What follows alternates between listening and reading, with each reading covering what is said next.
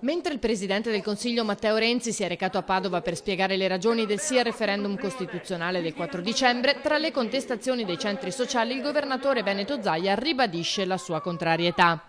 Io sono per il no perché va bene vendere la suggestione ai cittadini che abbiamo eliminato il Senato. Allora, il Senato non è eliminato, avremo ancora 95 senatori, tra i quali anche quelli a vita. Se proprio ti volevi eliminare il Senato lo dovevi chiudere, cioè eliminare. Io non mi preoccupo di quello che fa Renzi quando viene in Veneto, mi preoccupo di quello che fa il Veneto quando torna a Roma. Questa è la parte più preoccupante. Venga pure quanto vuole in Veneto. Zaia poi sottolinea altri aspetti che lo portano a dire no al referendum. Questa riforma prevede altre belle cose che i cittadini non sanno. Una per tutte, le regioni a statuto ordinario verranno prosciugate di competenze. Quelle a statuto speciale, esempio la Sicilia, continuerà ad avere tutte le sue competenze, ma addirittura in questa nuova Costituzione c'è scritto che nessuno più potrà toccarle. Io non ho nulla contro le regioni a statuto speciale, però è altrettanto vero che tutti devono essere trattati della stessa maniera, non c'è Caino e Abele.